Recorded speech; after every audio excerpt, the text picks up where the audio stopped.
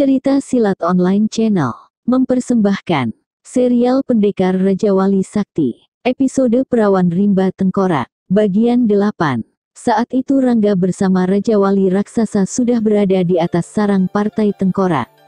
Dia tersenyum menyaksikan Pandan Wangi dan Dewi Naga Hitam sudah mulai memasuki daerah itu. Mereka memang sudah mulai melancarkan strategi untuk menggempur partai yang sangat meresahkan masyarakat desa-desa di sekitar lereng Gunung Puting itu.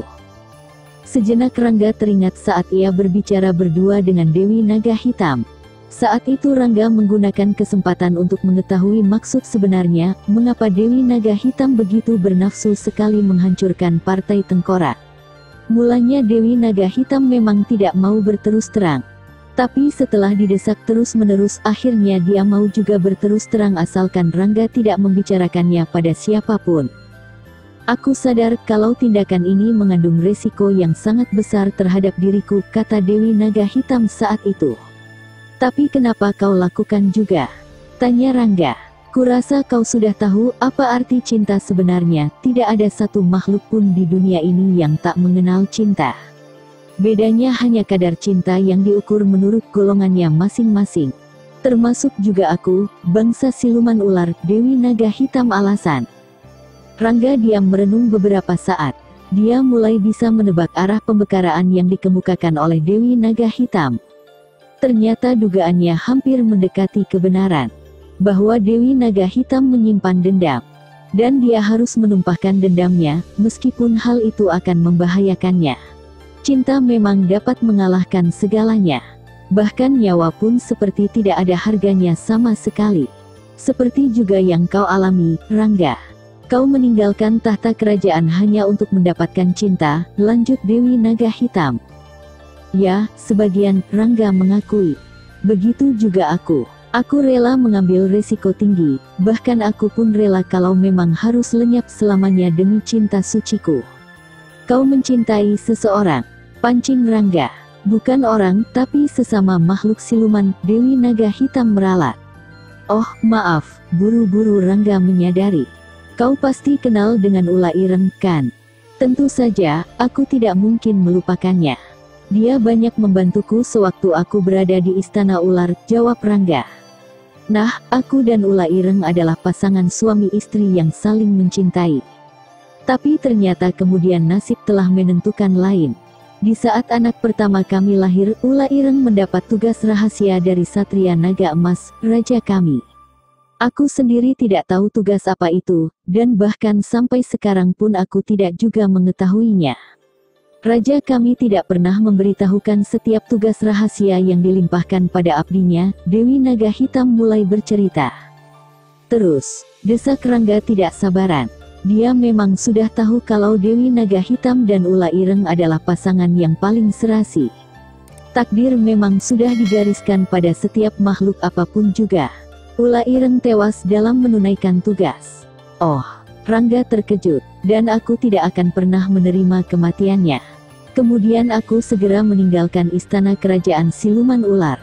Tekadku, menyelidiki dan ingin mengetahui sebab-sebab kematiannya.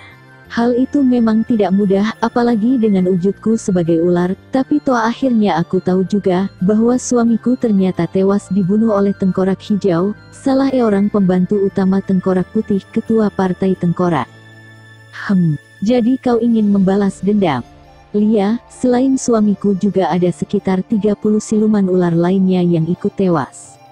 Bagaimana dia bisa mengalahkan suamimu? Tengkorak Hijau ternyata tahu kelemahan bangsa siluman ular. Dan dia menggunakan senjata dari bambu kuning welung.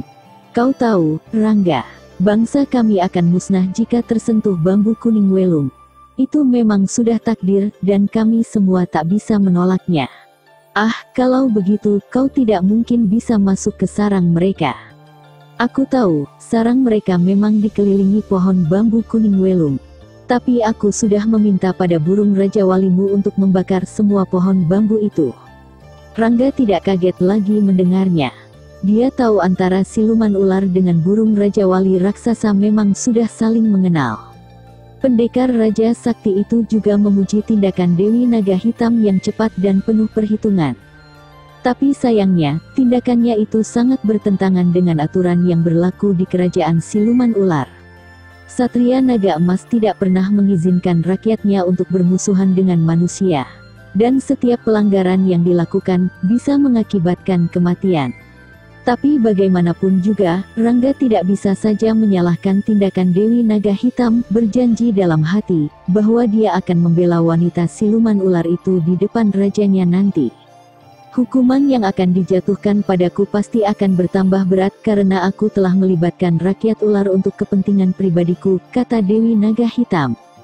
Kau merasa dirimu bersalah? Tanya Rangga. Tidak, tegas jawaban Dewi Naga Hitam. Kalau begitu, kenapa kau takut menghadapi kenyataan itu? Aku tidak takut, aku hanya memikirkan anakku. Dia pasti akan terlantar karena tidak ada yang mengurusnya nanti. Dalam beberapa segi, kau memang berhak untuk membalas kematian suamimu. Tapi dari segi lainnya, kau telah melanggar aturan bangsamu sendiri. Aku rasa, Satria Naga Emas akan bertindak bijaksana dalam menentukan keputusan untukmu nanti, kata Rangga membesarkan hati wanita siluman itu. Aku tahu maksudmu, Rangga. Tapi lupakanlah, bahwa kau tidak akan berhasil, sergah Dewi Naga Hitam bisa menebak jalan pikiran pendekar Raja Wali Sakti itu. Aku akan mencoba, percayalah. Terima kasih, jangan menyusahkan dirimu sendiri. Aku tidak perlu pembelaan oleh siapapun juga. Hukuman mati tetap akan dijatuhkan kepadaku, Rangga. Aku banyak berhutang budi pada suamimu. Dan kupikir inilah saat terbaik aku membalas sedikit budi baik Ula Ireng. Kau tidak akan menolak pembelaanku nanti, kan? Aku tidak tahu harus berkata apa padamu, Rangga. Sudahlah, memang sudah selayaknya kalau kita saling bantu. Mendadak lamunan Rangga tentang pembicaraannya dengan Dewi Naga Hitam itu buyar karena tiba-tiba ia mendengar suara ribut-ribut di bawah. Segera tampak olehnya, Pandan Wangi sudah sibuk bertarung melawan beberapa orang bersenjata di halaman depan markas Partai Tengkorak. Sedangkan Dewi Naga Hitam yang berubah wujud jadi manusia, tengah kerepotan menghindari serangan-serangan dari beberapa orang yang memegang bambu kuning welung. Raja Wali, cepat turun. Perintah Rangga. Kraak hak, pendekar Raja Wali Sakti langsung melompat turun meskipun burung raksasa tunggangannya itu belum sempat mendarat di tanah. Dan tanpa membuang-buang waktu lagi, Rangga langsung terjun dalam kancah pertempuran.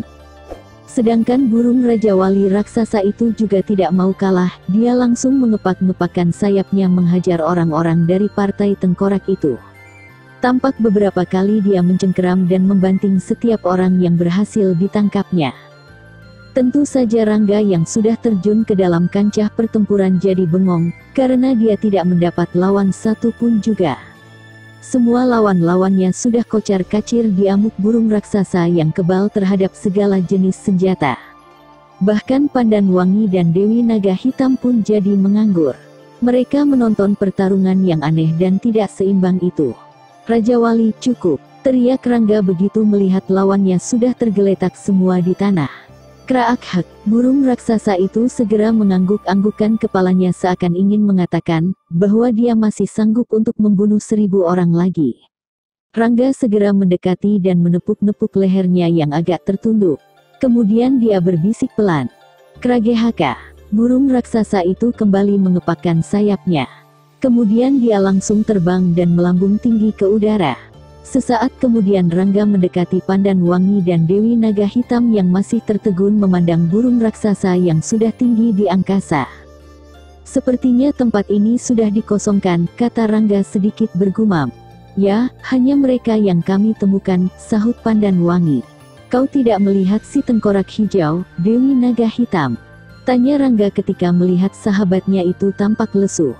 Tidak, bahkan ketua partainya pun juga tidak ada, sahut Dewi Naga Hitam lemas. Kita cari dulu ke dalam atau kita langsung hancurkan saja bangunan itu. Rangga meminta pendapat. Aku pilih yang kedua, sahut Pandan Wangi lebih dulu. Memang sebaiknya begitu, Dewi Naga Hitam menyetujui. Pandan, kau hancurkan sebelah kiri, dan Dewi Naga Hitam sebelah kanan, sedangkan aku bangunan yang paling besar itu. Rangga memberi tugas masing-masing. Beres, sambut kedua wanita itu serempak. Dan tanpa menunggu waktu lagi, ketiga orang itu langsung mengerahkan ajiannya masing-masing untuk menghancurkan sasaran yang sudah ditentukan. Tak berapa lama kemudian, suara-suara ledakan langsung terdengar saling sambut. Debu-debu segera mengepul dibarengi dengan percikan bunga api dari bangunan-bangunan yang hancur akibat gempuran ketiga orang itu. Sampai-sampai seluruh permukaan bumi yang mereka pijak bergetar dengan hebatnya. Bukan saja bangunan-bangunan itu yang mereka hancurkan, tapi dinding-dinding yang melindungi tempat itu pun tak luput dari sasaran. Debu-debu semakin tebal saja mengepul ke udara. Di lembah bambu kuning wulung itu bagai terjadi kiamat. Semua hancur berantakan, batu-batu tebing pun ikut runtuh dan menimbun puing-puing bangunan yang menjadi markas utama Partai Tengkorak. Cukup, tiba-tiba terdengar suara bentakan keras menggelegar. Seketika itu juga tiga orang yang sedang melancarkan aksinya langsung berhenti. Pandan Wangi dan Dewi Naga Hitam segera mendekati Rangga.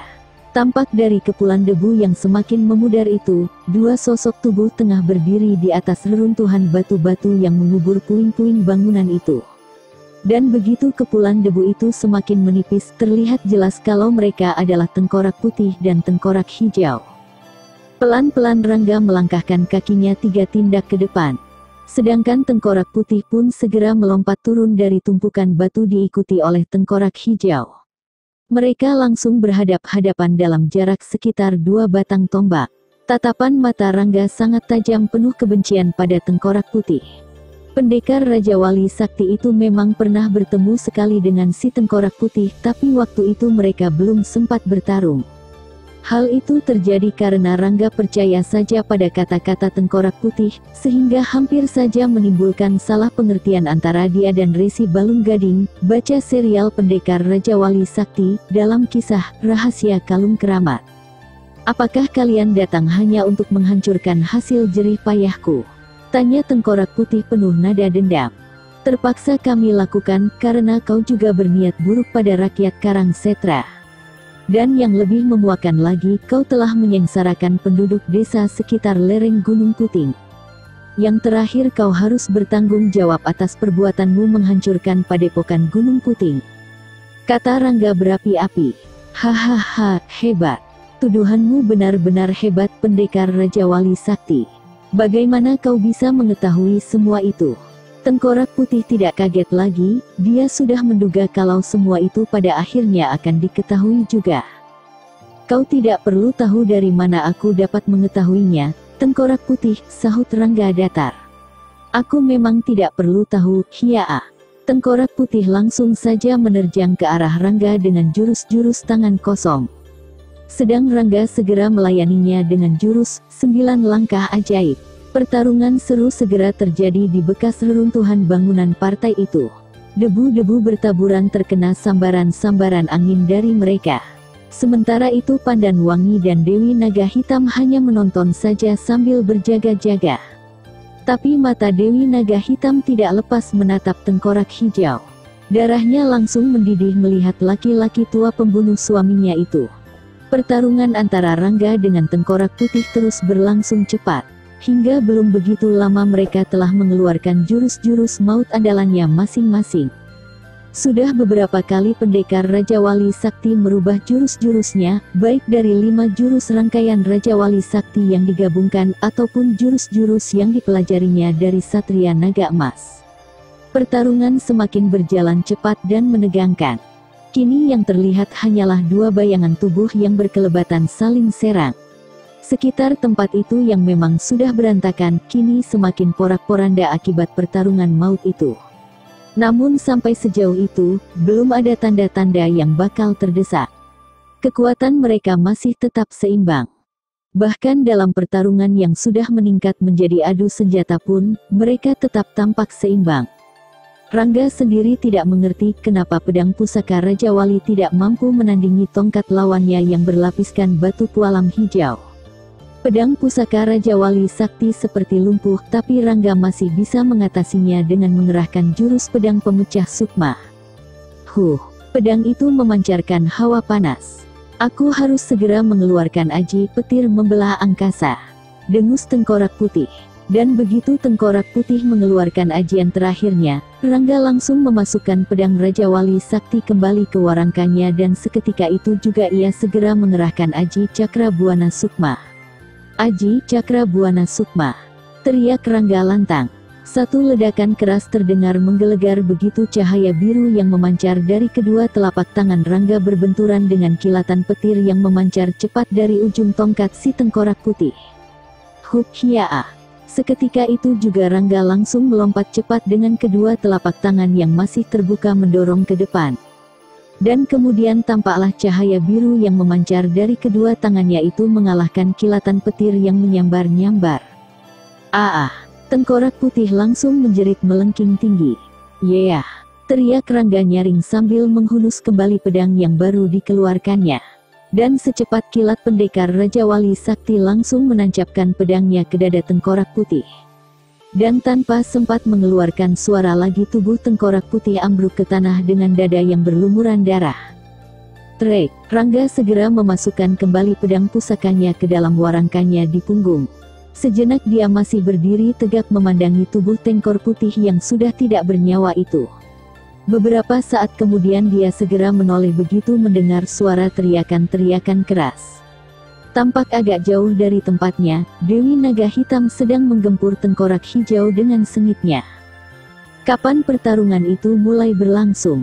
tanya Rangga setelah dia berada di dekat Pandan Wangi yang tak kebagian musuh. "Baru saja," sahut Pandan Wangi. Tampaknya Tengkorak Hijau terdesak terus," gumam Rangga sambil menatap serius ke arah pertarungan itu. Pengamatan pendekar Raja Wali Sakti itu memang tepat. Tengkorak Hijau sedang kewalahan menghadapi gempuran Dewi Naga Hitam. Bahkan tampaknya dia sulit untuk memberikan serangan balik. Tapi begitu tangannya mencabut tongkat bambu kuning Weyung dari balik bajunya, Dewi Naga Hitam langsung melompat mundur beberapa langkah. "Kau tidak bisa mengelabui penglihatanku, siluman," dengus Tengkorak Hijau seraya memutar-mutar tongkat bambu kuning welungnya. Sejenak Dewi Naga Hitam agak kebingungan. Dia sadar, sedikit saja dia tersentuh bambu kuning welung itu, tubuhnya akan musnah. Memang dalam beberapa jurus lagi, sebenarnya dia bisa mengalahkan Tengkorak Hijau, tapi begitu tongkat bambu kuning welung telah berada di tangan lawannya. "Dewi Naga Hitam, mundur!" seru Pandan Wangi seketika. Tanpa menunggu jawaban lagi, Pandan Wang langsung melompat bagaikan kilat menerjang Tengkorak Hijau. Tentu saja laki-laki tua itu terkejut. Buru-buru dia melentingkan tubuhnya ke udara, dan melemparkan tongkat bambu kuning welung itu ke arah Dewi Naga Hitam. "Hiaa!" Rangga langsung melompat cepat. Untung saja pendekar Raja Wali Sakti itu cepat tanggap menghadapi keadaan, dan dengan mudah menangkap tongkat bambu kuning welung itu. Kemudian dengan mengerahkan tenaga dalam yang sangat sempurna, Rangga segera melontarkan kembali tongkat bambu kuning welung itu ke arah tubuh Tengkorak Hijau. "Hai!" Secepat kilat Tengkorak Hijau mengibaskan tangannya, dan berhasil menghalau tongkat yang meluncur deras mengancam jiwanya itu. Dan pada saat yang bersamaan pula Pandan Wangi langsung mencabut pedangnya. Kemudian dengan satu lentingan yang manis dan cepat, dia segera membabatkan pedangnya ke dada laki-laki tua itu. Tengkorak Hijau menjerit melengking. Dan sebelum tubuh Tengkorak Hijau itu ambruk ke tanah, secepat kilat Dewi Naga Hitam yang sudah berubah wujud menjadi ular, menerjang tubuh yang masih sempoyongan itu. Krep, kepala ular hitam itu langsung menembus ke dalam dada si Tengkorak Hijau. Darah segar segera muncrat dari dalam dada yang terkoyak itu, disusul dengan menggeleparnya tubuh laki-laki tua itu di tanah. Sesaat kemudian, ular hitam itu melata dari dalam dada Tengkorak Hijau. Tampak dia mengunyah sesuatu, sedang lidahnya yang bercabang menjilati darah yang membasahi kepalanya. Tapi belum sempat Dewi Naga Hitam berubah wujud menjadi manusia kembali, tiba-tiba terdengar suara riuh langkah-langkah kaki manusia yang mendekat ke arah tempat pertarungan itu. Tak berapa lama kemudian, muncullah orang-orang yang sudah takluk pada Pandan Wangi tempo hari. Tampak mereka membawa seorang pemuda tampan yang diikat erat pada kedua tangannya, hingga menyatu rapat dengan tubuhnya. Pemuda itu tak lain adalah Purbaya, putra tunggal si Tengkorak Putih. Wajahnya yang tampan itu sudah biru lebam oleh bekas-bekas pukulan benda-benda tumpul. Pemuda itu hanya tertunduk pasrah saja menghadapi kenyataan yang sangat tidak diharapkan itu. Dia sudah tidak perlu lagi menangis dan meraung keras. Dia sudah bisa merasakan apa yang akan terjadi. Suara-suara yang menggelegar dan menggemuruh disertai asap tebal yang melambung tinggi ke angkasa telah dilihatnya sendiri bersama tengkorak biru dan tengkorak kuning yang saat itu memang masih berada belum begitu jauh dari lereng Gunung Puting. Dia sudah tidak membayangkan lagi bahwa ayahnya masih bisa bertahan hidup di tengah-tengah hancurnya bangunan yang begitu megah dan kuat dan yang merupakan pusat pemerintahan Partai Tengkorak yang dipimpin ayahnya sendiri. Tampak Suraprabha berjalan paling depan di antara rombongan yang berjalan cepat tersebut. Bukan hanya Pandan Wangi yang terkejut melihat rombongan yang sedang menuju ke arahnya itu, tapi Rangga dan Dewi Naga Hitam yang sudah berwujud manusia itu pun sampai membelalakan matanya. Mereka memang telah mengenali wajah-wajah yang ada dalam rombongan itu, wajah-wajah yang sudah takluk pada Pandawangi, si perawan rimba tengkorak. Tapi seorang pemuda yang berkulit halus dan putih bersih serta tampan itu. Dan kenapa pula dia diikat dan diperlakukan kasar? Belum lagi rombongan itu sampai di depan ketiga orang tersebut, buru-buru Suraprabha berlari-lari kecil sambil membungkuk-bungkuk ke arah mereka. "Gusti, maaf beribu maaf. Kami telah lancang datang ke sini," kata Suraprabha sedikit ketakutan. "Ada apa, Suraprabha? Dan siapa orang itu?" tanya Pandan Wangi keras suaranya. "Pemuda itu Purbaya, Gusti Ayu. Putra satu-satunya Tengkorak Putih. Kami telah menangkapnya ketika dia lewat bersama dua orang pengawalnya Tengkorak Biru dan Tengkorak Kuning. Tadinya kami memang hanya berjaga-jaga di sekitar goa, tapi begitu kami mendengar suara yang menggelegar dan menggemuruh disertai asap tebal yang melambung ke angkasa, kami segera berkumpul dan menunggu kejadian selanjutnya," Suraprabha menjelaskan. Tampak Rangga mengangguk-anggukkan kepalanya. Dia segera mengerti, rupanya pemuda itu adalah anak Tengkorak Putih yang sedianya akan disusupkan ke istana Karangsetra untuk merongrong dan mengacaukan kewibawaan kerajaan. Tapi semua itu ternyata gagal total. Karena kalung yang akan dipakai untuk mengelabui para pembesar kerajaan, tidak berhasil mereka dapatkan dari Resi Wanapati. Dan memang, Resi Wanapati telah menyerahkan kalung tanda kebesaran Adipati Karangsetra itu pada pemilik aslinya yaitu Danupaksi adik tiri Rangga. "Terus bagaimana kau dapat menangkap mereka?" tanya Pandan Wangi. "Saat kami sedang menunggu apa yang akan terjadi selanjutnya dengan adanya suara bergemuruh itu, tiba-tiba kami melihat tiga orang berkuda berkelebat cepat menuju ke arah suara itu. Setelah kami mengetahui siapa mereka, langsung saja kami semua menghadang mereka. Dan terjadilah pertempuran sengit yang menewaskan 20 orang teman-teman kami dan 2 orang pimpinan Partai Tengkorak, yaitu Tengkorak Biru dan Tengkorak Kuning. Sedangkan Purbaya, pemuda itu, langsung menyerah begitu melihat kedua pengawalnya tewas," lanjut Suraprabha menjabarkan seluruh kejadian yang mereka alami. Pandan Wangi segera mengangguk-anggukkan kepalanya. Sejenak dia menoleh ke arah Rangga dan Dewi Naga Hitam, tampak mereka juga tengah menatapnya dengan mengangguk-anggukkan kepala. "Apa yang harus kami lakukan selanjutnya, Gusti Ayu?" Suraprabha menunggu perintah selanjutnya. "Ikat pemuda itu erat-erat pada kereta yang masih tampak utuh, aku akan membawanya ke kerajaan Karangsetra untuk dihadapkan pada pengadilan tertinggi kerajaan. Walaupun aku sudah tahu pasti, bahwa hukuman gantung langsung akan dijatuhkan pada pemuda itu," kata Rangga tegas. "Kami semua ikut ke kerajaan Karangsetra." Suraprabha berkata ragu-ragu. "Perintahkan pada anak buahmu untuk mengikat pemuda itu dalam kereta. Setelah itu kalian boleh kembali ke desa masing-masing. Dan ingat, jadikan peristiwa ini sebagai pengalaman yang sangat berharga buat kalian, bahwa segala nafsu dendam dan amarah harus disingkirkan jauh-jauh dan jangan sampai hinggap di hati kalian semua," kata Pandan Wangi lantang. Suraprabha segera mengangguk-anggukkan kepalanya. Kemudian setelah dia menjurah hormat pada Pandan Wangi, Rangga serta Dewi Naga Hitam, dia langsung berbalik dan melaksanakan apa yang telah diperintahkan padanya. "Aku mengucapkan terima kasih pada kalian yang telah membantuku," kata Dewi Naga Hitam. "Pertolonganmu padaku juga tidak kalah besar," sambut Rangga sambil melirik ke arah Pandan Wangi. Kalian akan langsung ke kerajaan Karangsetra. Iya, dan aku akan merasa senang sekali, jika kau mau ikut serta, jawab Rangga. Tidak, aku harus kembali. Sampai ketemu lagi, Rangga Pandan. Belum sempat Rangga membuka mulut, mendadak tubuh Dewi Naga Hitam telah lenyap dari pandangan. Dia tahu kalau Dewi Naga Hitam harus segera menghadap rajanya, Satria Naga Emas, untuk memohon pengampunan karena telah meluapkan rasa dendamnya kepada bangsa manusia. Ayo, kita pergi, Pandan, ajak Rangga sambil menggenggam tangan gadis itu. Kemana, Kakang? Kemana saja. Yang penting kita harus melepaskan kerinduan yang sudah lama terpendam dalam hati kita ini. Iya enggak? Tanya Rangga terus terang mengeluarkan isi hatinya. Hahaha, Pandan Wangi tertawa malu. Wajahnya sampai berubah merah. Lalu sebelum ia sempat menghentikan tawanya, Rangga segera menyumpal mulut gadis itu dengan bibirnya. Selesai. Selanjutnya Darah Pendekar. Masih bersama Cerita Silat Online Channel.